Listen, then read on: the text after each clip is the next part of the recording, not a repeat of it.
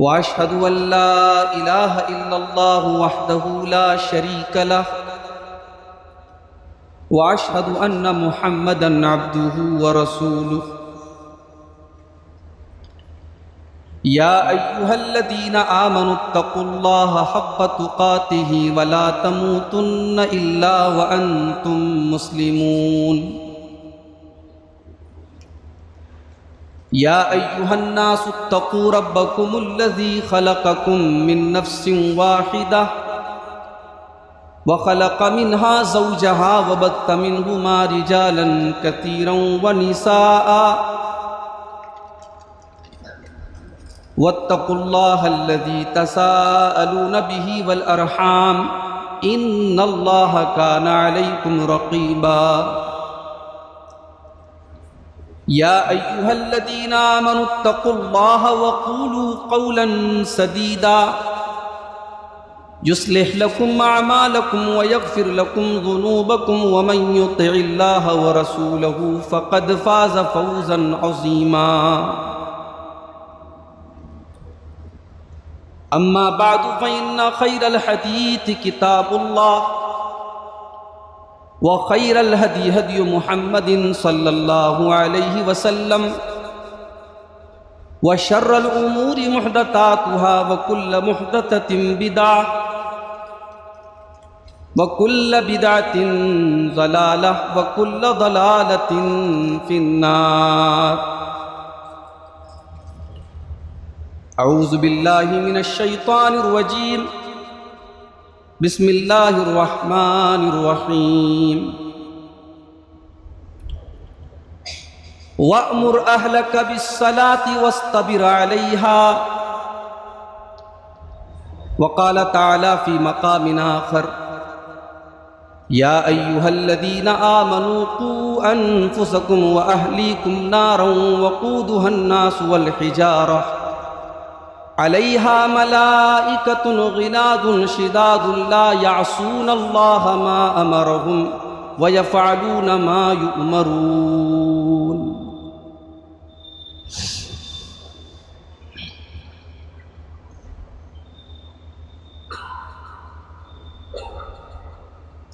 ایمان کی دولت کھو بیٹھے اسلام کی عظمت بھول گئے، ایمان کی دولت کھو بیٹھے اسلام کی عظمت بھول گئے، غیروں کے فسانے یاد رہے اور اپنی حقیقت بھول گئے، اخلاق کا شیشہ چور ہوا، انصاف دلوں سے دور ہوا، اللہ کا شکوہ یاد رہا اور اپنی شرارت بھول گئے، طوفان حوادث میں پھنس کر ذلت کا تماشا دیکھ لیا، انداز تغافل کے صدقے طوفان کی اذیت بھول گئے، ہوتی ہے نمازیں اب بھی تو دنیا کی نگاہوں میں، لیکن ہوتی ہے نمازیں اب بھی تو دنیا کی نگاہوں میں، لیکن ایک سر کو جھکانا یاد رہا، ایک سر کو جھکانا یاد رہا، سجدے کی حقیقت بھول گئے، میدان عمل سے دور ہوئے، دولت کے نشے میں چور ہوئے، کچھ رنگ طبیعت کیا بدلا، انسان کی فطرت بھول گئے، اس عالم ہستی میں اسلم کیا جانیے کیا کیا ہوتا ہے، اس عالم ہستی میں اسلم کیا جانیے کیا کیا ہوتا ہے، کیا کہیے کیا کیا یاد نہیں، ہم کس کی حقیقت بھول گئے، غیروں کے فسانے یاد رہے اور اپنی حقیقت بھول گئے۔ صدر محترم، علماء کرام، معززین شہر، محترم بزرگوں، نوجوان ساتھیوں، ماؤں اور بہنوں، پیارے بچوں، سب سے پہلے میں مبارکباد دیتا ہوں الفاروق آرگنائزیشن کے تمام ذمہ داروں کو۔ اس دور میں جب فضول چیزوں میں بچوں کو انوالو کیا جاتا ہے، ناچ گانے کے کمپٹیشن ہوتے ہیں، ایکشن اور ڈرامے کے کمپٹیشن ہوتے ہیں، اس دور میں اس آرگنائزیشن نے بچوں کے اندر نماز کا شوق اور جذبہ پیدا کرنے کے لیے 45 دن تک لگاتار 5 ٹائم کی نماز پڑھنے کا ایک ہدف اور ایک ٹارگٹ متعین کیا۔ 225 ٹائم کی نماز ہے، جس میں موسم سازگار رہا ہو، ناساز رہا ہو، یہ 20 بچے جنہوں نے اس ٹارگٹ کو اچیو کیا، یہ اس آرگنائزیشن کے اس کمپٹیشن کی بہت بڑی کامیابی ہے۔ اور شاید ان 20 بچوں نے جنہوں نے یہ 45 دن کا ٹارگٹ پورا کیا ہے، اسی بہانے صرف ان بچوں کی بات نہیں کر رہا ہوں، ان کے وہ گارجین، ان کے وہ والد، ان کے گھر کے وہ ذمہ دار جو 5 ٹائم کی نمازوں میں اپنے بچوں کو لے کر کے مسجد میں آتے تھے، شاید اسی بہانے ان بچوں کے سرپرست اور ان کے گارجین بھی نماز کے پابند ہو گئے ہوں۔ ہم اللہ سے یہ امید بھی کرتے ہیں اور دعا بھی کرتے ہیں۔ میرے بھائیوں، اولاد انسان کی زندگی میں، اندھیری زندگی میں روشنی اور کرن کی حیثیت رکھتی ہے۔ بلیک اینڈ وائٹ لائف میں اولاد ایک کلر ہے، ایک رنگ ہے۔ انسانی زندگی میں اولاد نہ ہو تو انسان کی زندگی میں سب کچھ رہتے ہوئے بھی انسان کی زندگی بے نور ہے۔ اسی لیے ہر انسان اپنی اولاد سے محبت کرتا ہے، اور اللہ تعالیٰ نے اولاد کی محبت انسان کے دل میں فطری طور پر ڈالی ہے۔ ہر ماں کو اپنے بچے سے محبت ہے، ہر باپ کو اپنی اولاد سے محبت ہے۔ قرآن کریم میں کئی مقامات پر اللہ تعالیٰ نے اولاد کو اپنی عظیم نعمت قرار دیا ہے۔ سورہ کہف میں اللہ نے فرمایا، المال والبنون زینۃ الحیات الدنیا والباقیات الصالحات خیر عند ربک ثوابا وخیر املا۔ میرے بندو، تمہاری زندگی میں مال اور اولاد کے ذریعے اٹریکشن ہے، زینت ہے، خوبصورتی ہے۔ سورۃ النحل کے اندر فرمایا، واللہ جعل لکم من انفسکم ازواجا وجعل لکم من ازواجکم بنین وحفدا۔ اللہ کا بہت بڑا احسان ہے، اس نے تمہاری بیویوں کو تمہارے لیے جوڑا بنایا، تمہاری بیویوں کو پیدا کیا، اور پھر ان بیویوں سے تمہیں اولاد عطا فرمائی، تمہیں بیٹے دیے، تمہیں پوتے دیے۔ اولاد بہت بڑی نعمت ہے اللہ تعالیٰ۔ اللہ نے اپنے نبیوں کو بھی صاحب اولاد بنایا۔ وَلَقَدْ أَرْسَلْنَا رُسُلًا مِّن قَبْلِكَ وَجَعَلْنَا لَهُمْ أَزْوَاجًا وَذُرِّيَّةً۔ اے نبی، ہم نے آپ سے پہلے بہت سارے نبیوں کو، رسولوں کو بھیجا، ہم نے ان کو صاحب اولاد بنایا، ان کو بال بچوں والا بنایا۔ اسلام کا یہ کانسیپٹ ہی نہیں ہے کہ انسان شادی نہ کرے، انسان بیوی بچوں کی ذمہ داریوں سے اپنے آپ کو دور کر لے۔ اسلام کا یہ کانسیپٹ نہیں ہے۔ اسلام کا کانسیپٹ یہ ہے کہ آپ شادی کریں اور آپ کے بچے بھی پیدا ہوں اور آپ ان بچوں کی اچھی تربیت کریں۔ قرآن حکیم کی جو آیت میں نے آپ کے سامنے پڑھی ہے خطبہ مسنونہ کے بعد، قرآن کے 28ویں پارے کی آیت، بڑی مشہور آیت ہے، آپ نے سینکڑوں مرتبہ سنی ہوگی اس آیت۔ اس آیت میں اللہ تعالیٰ نے ہمیں اور آپ کو، اپنے آپ کو اور اپنے گھر والوں کو جہنم کی آگ سے بچانے کا حکم دیا۔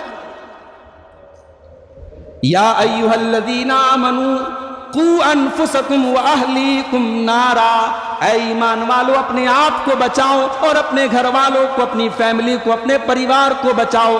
کس چیز سے بچاؤ؟ نارا، اس آگ سے بچاؤ، وقودھا الناس والحجارہ، جو دنیا کی آگ سے کہیں زیادہ خطرناک ہوگی، جو جہنم کی آگ ہوگی، جو جس آگ کا ایندھن انسان اور پتھر ہوں گے۔ اللہ نے یہ نہیں کہا بچوں کو سمجھاؤ، بچوں کو اس آگ کے بارے میں بتاؤ، اللہ نے کہا بچاؤ۔ تمہاری ذمہ داری صرف اپنے آپ کو بچانا نہیں، اپنی فیملی کو، اپنے پریوار کو بھی اس آگ سے بچانا، یہ تمہاری ایمانی ذمہ داری ہے۔ آج ہر ماں کا سپنا ہوتا ہے میرا بیٹا ترقی کرے، ہر باپ کا خواب ہوتا ہے میرا بیٹا میرا نام روشن کرے، مگر شریعت یہ کہتی ہے کہ آپ کی اولاد دنیا میں لاکھ آپ کا نام روشن کرے، اگر اس کی آخرت برباد ہے تو آپ کی اولاد آپ کا نام اونچا نہیں کر رہی، آپ کا نام ڈبا رہی ہے۔ حضرت نوح علیہ السلام کا بیٹا ان کی آنکھوں کے سامنے ڈوب رہا تھا، اللہ نے حضرت نوح سے وعدہ کیا تھا ہاں ہم تمہاری فیملی کو بچائیں گے۔ نوح علیہ السلام کا بیٹا ان کی آنکھوں کے سامنے ڈوب گیا۔ حضرت نوح علیہ السلام نے اللہ کی بارگاہ میں فریاد کی، اے اللہ ان وعدک الحق، تیرا وعدہ سچا ہے، ان ابنی من اہلی، اے اللہ میرا بیٹا میرے اہل و عیال میں سے، میرے پریوار میں سے ہے، میرا بیٹا میری آنکھوں کے سامنے ڈوب گیا، اے اللہ تو نے میرے بیٹے کو کیوں نہ بچایا؟ اللہ کی طرف سے جواب دیا گیا، یا نوح انہ لیس من اہلک انہ عمل غیر صالح، اے نوح تیرا بیٹا تیرے پریوار میں سے ہونے کے قابل نہیں ہے، اس کا کیریکٹر خراب ہے، اس کا عمل خراب ہے، اے نوح تو میرا پیغمبر ہے، تو میرا نبی ہے، وہ تیرے اہل و عیال میں سے ہونے کے حق کا حقدار نہیں ہے۔ آج ہم اس پر غور کریں میرے بھائی، اولاد کو ہم دنیا کے اعتبار سے دنیا کی کتنی سہولتیں دیتے ہیں، بہترین اسکول میں ایڈمیشن کراتے ہیں، بہترین کھانا کھلاتے ہیں، ان کی صحت کی پرواہ کرتے ہیں، ان کے کپڑے کی پرواہ کرتے ہیں، ان کے جسم پر محنت کرتے ہیں، کیا یہ کافی ہے؟ نہیں۔ اولاد کے دین کی آپ کتنی فکر کرتے ہیں، اولاد کے اخلاق کی آپ کتنی فکر کرتے ہیں، اولاد کی آخرت کی آپ کتنی فکر کرتے ہیں، یہ میٹر کرتا ہے اللہ کیا، یہ سب سے بڑی چیز ہے۔ نماز کے لیے کمپٹیشن، لیکن آپ کبھی غور کیجئے کہ کیا ہمارا سماج آج اس موڑ پر پہنچ گیا کہ ہمیں نماز کی طرف لوگوں کو بلانے کے لیے انعامات رکھ کے ہمیں کمپٹیشن کرانا پڑ رہا ہے؟ نماز کوئی ایسی چیز تو نہیں تھی میرے بھائی صحابہ کے دور میں کہ جس کے لیے کمپٹیشن کرانا پڑے۔ صحابہ کے دور میں نمازی اور بے نمازی کی ایک ہی تفریق تھی، نمازی مومن ہے اور نماز نہ پڑھنے والا یا تو کافر ہے یا منافق ہے۔ وہاں مسلمانوں میں کوئی ایسا طبقہ نہیں تھا جو بے نمازی کا طبقہ۔ آج کتنے گھر ایسے ہیں جہاں کوئی اللہ کا نام لینے والا نہیں، کوئی ایک شخص فجر کی نماز میں حی علی الصلاۃ اور الصلاۃ خیر من النوم کہتے کہتے مؤذن کا گلا بیٹھ جاتا ہے، مگر کوئی ایک شخص بھی اٹھ کر کے فجر کی نماز میں آنے والا نہیں ہے۔ کتنی فیملیز ایسی ہیں، کتنے پریوار ایسے ہیں میرے بھائی، کیا یہ ہمارے لیے ڈوب مرنے کا مقام نہیں ہے میرے بھائی؟ قرآن کریم میں اللہ تعالیٰ نے اپنے خلیل حضرت ابراہیم علیہ السلام کا ذکر کیا۔ حضرت ابراہیم علیہ السلام جب اپنے معصوم بچے اسماعیل کو اور اپنی بیوی ہاجرہ کو جب مکہ کی بیاب و گیا سرزمین میں چھوڑتے ہیں اللہ کے حکم سے اور کچھ دور آگے بڑھتے ہیں تو ایک دعا کرتے ہیں۔ کیا دعا کرتے ہیں؟ ذرا اس دعا کے الفاظ پر غور کیجیے۔ ربنا انی اسکنت من ذریتی بواد غیر ذی زرع عند بیتک المحرم ربنا لیقیموا الصلاۃ۔ پروردگارا اپنے بیوی بچے کو اس بے آب و گیا سرزمین میں، مکہ کی سرزمین میں چھوڑ کے جا رہا ہوں، جہاں کوئی کھیتی نہیں، کوئی اناج کا دانہ نہیں، جہاں پانی کا انتظام نہیں، جہاں آبادی کا انتظام نہیں۔ اے اللہ تیرے حکم پہ چھوڑ کے جا رہا ہوں، ربنا لیقیموا الصلاۃ۔ اے اللہ تو میری نسلوں کو، میری آنے والی نسلوں کو، میری اولاد کو، میری فیملی کو تو نماز قائم کرنے کی توفیق دینا۔ نماز اتنی بڑی چیز تھی ان کی نظر کہ اس موڑ پر، اس سچویشن میں بھی اپنی اولاد کے لیے نماز کی دعا کرتے حضرت ابراہیم علیہ السلام۔ اس سے یہ بھی پتا چلا کہ کوئی نمازی ہے تو غرور نہ کرے، فخر نہ کرے کہ میں تو نمازی ہوں، تو نماز پڑھتا ہے تو یہ رب کی توفیق ہے، تجھے اللہ نے توفیق دی ہے، اور ہمیشہ اللہ سے دعا کرتے رہو کہ اللہ اس توفیق پر قائم رکھے۔ ابراہیم علیہ السلام نے یہ بھی دعا کی تھی، رب اجعلنی مقیم الصلاۃ ومن ذریتی، اے میرے پروردگار تو مجھے بھی نماز کو قائم کرنے والا بنا اور میری اولاد کو بھی نماز قائم کرنے والا بنا۔ اپنے لیے اور اپنی اولاد کے لیے دعا کیا کرو، نماز کا حکم دو، نماز کے لیے کوشش کرو، نماز کے لیے محنت کرو، اور پلس نماز کے لیے دعا بھی کرو کہ اللہ مجھے اور میرے بچوں کو نماز کا پابند بنا۔ یہ 20 بچے جو آج 45 دن لگاتار نماز جن بچوں نے پڑھی ہے، آج ان کے والدین کے سینے خوشی سے بھرے ہیں، اور شاید قرآن کریم کی وہ دعا جو اللہ نے اہل ایمان کی دعا کے الفاظ نقل کیے ہیں، آج شاید ان 20 بچوں کے ماں باپ کی آنکھوں میں وہی آنسو ہوں گے اور ان کے دل میں وہی دعا کے الفاظ ہوں گے جو جن جذبات کو اس دعا کے اندر پیش کیا گیا ہے۔ ربنا هب لنا من ازواجنا وذرياتنا قرۃ اعین، اے ہمارے پروردگار ہمارے بیوی بچوں کو اے اللہ تو ہماری آنکھوں کی ٹھنڈک بنا دے، وجعلنا للمتقین اماما، اور اے اللہ تو ہمیں متقیوں کا امام بنا دے۔ یہ دعا ہے، یہ ایمان والے دعا کرتے ہیں کہ اے اللہ ہمارے بچوں کو ہماری آنکھوں کی ٹھنڈک بنا دے۔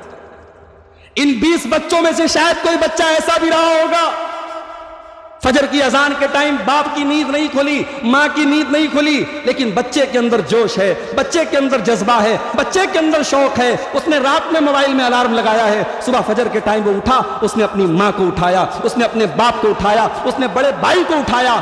اس موقع پر کیا اس باپ کے دل میں یہ جذبات پیدا نہیں ہوئے ہوں گے؟ یہ اصل آنکھوں کی ٹھنڈک ہے۔ جب بچے اللہ کے دین میں آگے بڑھیں، جب اسلام کے لیے آگے بڑھیں، اللہ کی عبادت کے لیے آگے بڑھیں، تب والدین کی آنکھوں کا تارا بنتے ہیں، ان کی آنکھوں کا قرار بنتے ہیں۔ میرے بھائی، آج کتنے ماں باپ ہیں بچوں کو پڑھنے کے لیے ہاسٹل بھیجتے ہیں۔ بنارس سے ہمارے ایک ساتھی آئے، ان کی 2 بچیاں ہیں، آپ کے اسی مئو میں کلیہ فاطمہ الزہرا میں پڑھتی ہیں۔ میں نے اپنی اہلیہ سے کہا کہ اپنی بچی کو بھی ہم ہاسٹل میں ڈالیں گے، تو اہلیہ نے کہا کہ یہ بڑا مشکل کام ہے، اولاد کو اپنی آنکھوں سے دور رکھنا یہ ایک ماں کے لیے بڑا مشکل کام ہے۔ مجھے علامہ ابن تیمیہ کی ماں یاد آ گئی۔ ابن تیمیہ رحمت اللہ علیہ دمشق کے رہنے والے تھے، کئی مہینے مصر میں رہے، ماں کی نظروں سے دور رہے، ماں کی خدمت کا موقع نہیں مل رہا تھا۔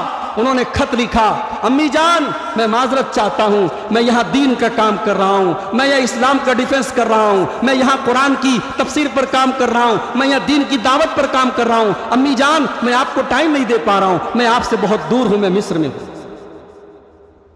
علامہ ابن تیمیہ کی ماں نے جو جواب دیا تھا میرے بھائی، اللہ اکبر، کہا تھا ہے میرے بیٹے ابن تیمیہ،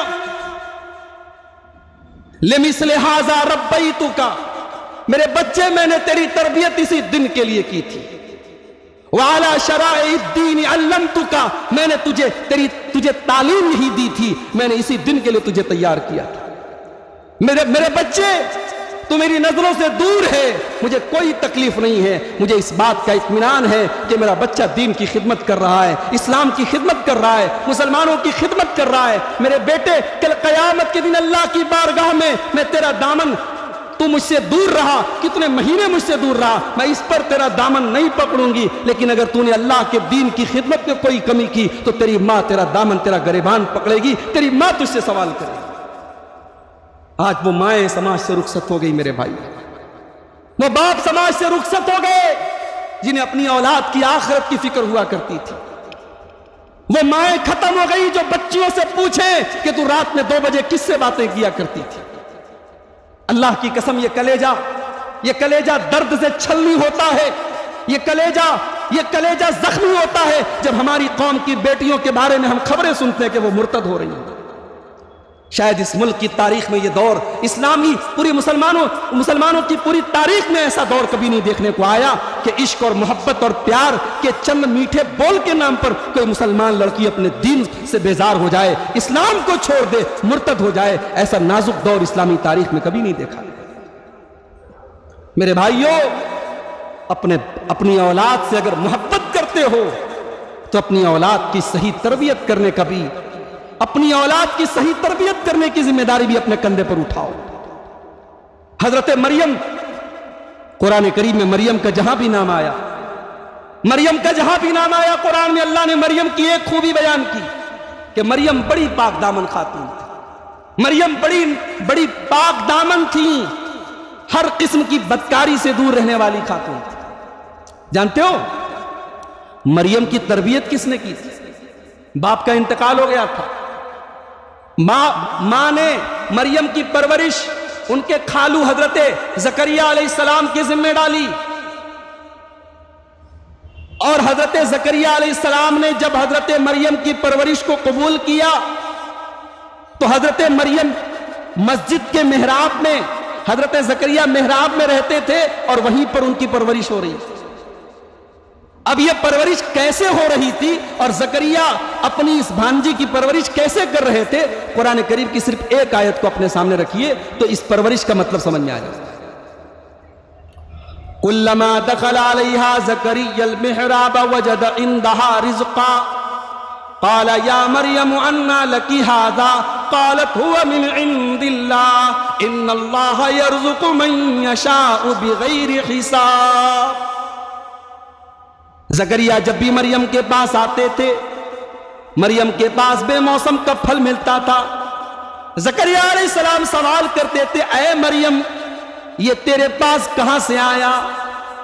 حالانکہ مسجد میں رہتی ہیں، محراب میں رہتی ہیں، نیک باپ کی بیٹی ہیں، نیک بیٹی ہیں، لیکن حضرت زکریا ایک گارجین کی ذمہ داری نبھا رہے ہیں، ایک سرپرست کی ذمہ داری نبھا رہے ہیں۔ اے مریم انا لکی ھذا، تیرے پاس یہ کہاں سے آیا؟ مریم جواب دیتی ہیں، قالت هو من عند اللہ، یہ بے موسم کا پھل اللہ کی طرف سے مجھے ملا ہے میرے خالو جان۔ گارجین کی ذمہ داری حساس، بڑا، آپ گارجین ہیں، آپ باپ ہیں، آپ ماں ہیں، آپ بڑے بھائی ہیں، بڑی حساس ذمہ داری ہے میرے بھائی۔ اپنی اولاد کی، اپنے بھائی بہنوں کی تربیت پر دھیان دو، توجہ دو میرے بھائی۔ ان 20 بچوں کو جو آج 45 دن لگاتار نمازی بنے ہیں، میں بڑے یقین کے ساتھ ایک بات کہنا چاہتا ہوں آپ سے، یہ ماشاءاللہ ان کو انعام ملے گا، شیلڈ ملے گی، لیکن اگر کل انہی بچوں کے گھر میں ان کے ماں باپ نے نماز کے معاملے میں لاپرواہی کی، ان کے گھر میں اگر نماز چھوڑنے پر ان کو ٹوکا نہ گیا، یہ 45 دن کی لگاتار کی جانے والی محنت بیکار ہو جائے گی میرے بھائی۔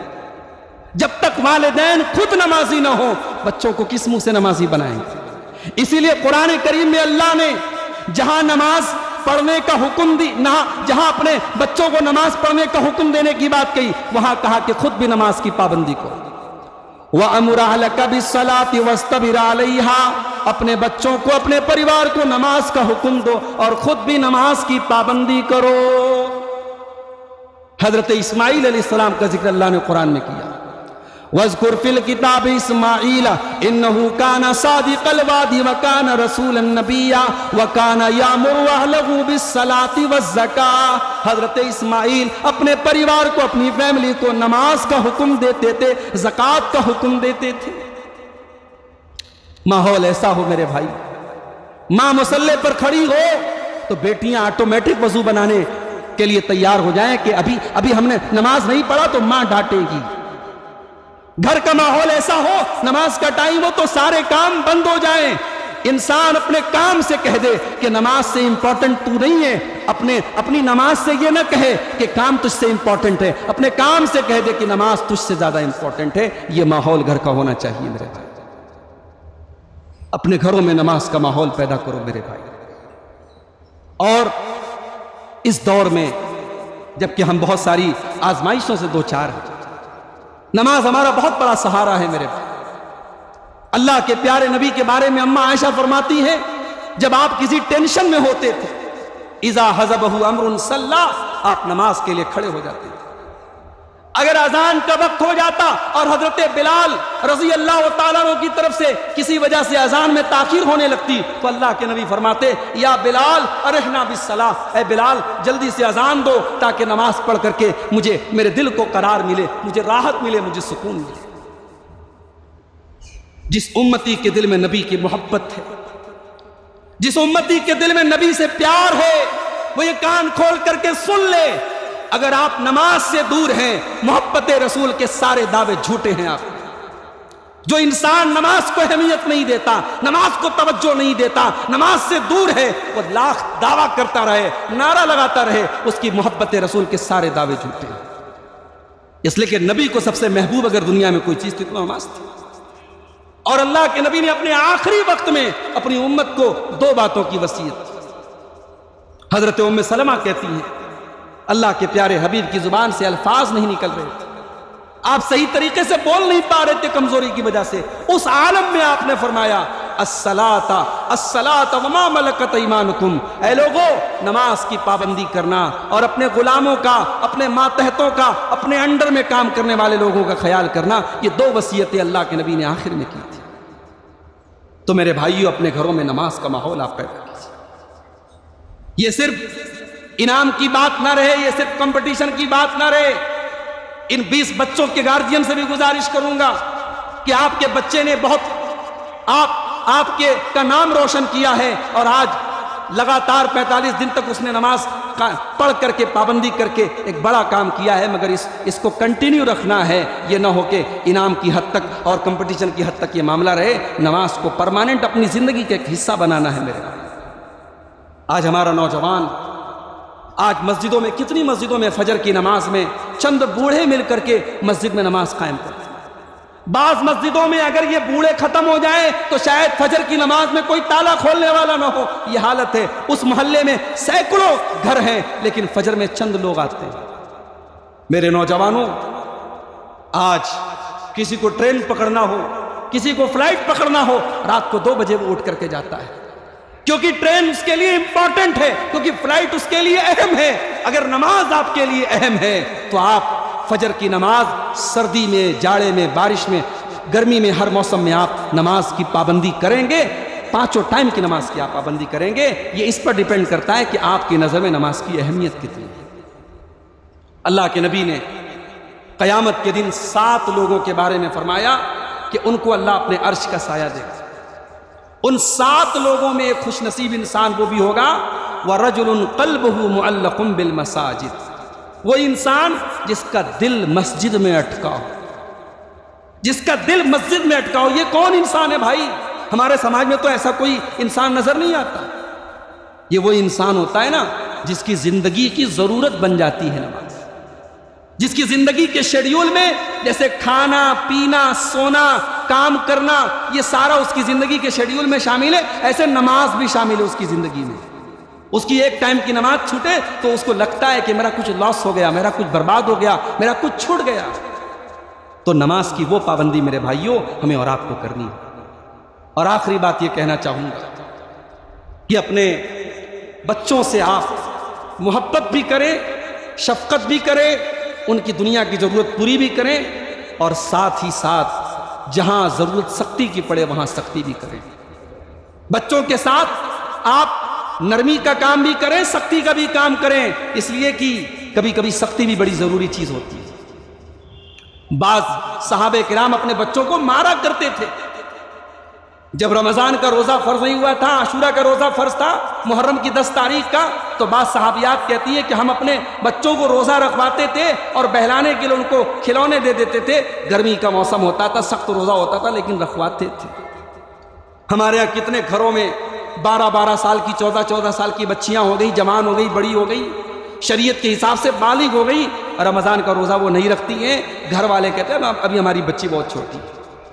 شریعت کے ٹرم میں اگر آپ کی بچی بالغ ہو گئی تو نماز فرض ہے، روزہ فرض ہے اس کے اوپر. اس کا ہمیں اور آپ کو خیال رکھنا چاہیے. ابھی حج کر کے لوگ آئے ہیں، لوگوں نے بتایا کہ وہاں جو بوڑھے لوگ حج کرنے جا رہے ہیں بڑی مشقت ہو رہی ہے ان کو، کوئی ویل چیئر سے پورا ان کو طواف کرا رہا ہے، بڑی پریشانیاں ہو رہی ہیں. کتنے لوگ ہیں اللہ نے دولت سے نوازا ہے، 40 سال عمر ہے، چاہے تو حج کر سکتے ہیں مگر نہیں کر رہے ہیں. نہیں کر رہے کیوں؟ صاحب ذمہ داریوں کا بوجھ پڑ جائے. میرے نوجوان ساتھیوں، جوانی کی عبادت اللہ کو زیادہ محبوب ہے. جوانی کی عبادت اللہ کو زیادہ محبوب ہے. اپنی جوانی کو عبادت سے آباد کرو. شاعر کہتا ہے کہ در جوانی توبہ کردن شیوے پیغمبری، وقت پیری گرگ ظالم می شود پرہیزگار. جوانی میں عبادت کرنا، جوانی میں توبہ کرنا، یہ نبیوں کا طریقہ ہے. بڑھاپے میں تو ظالم بھیڑیا بھی شریف بن جاتا ہے.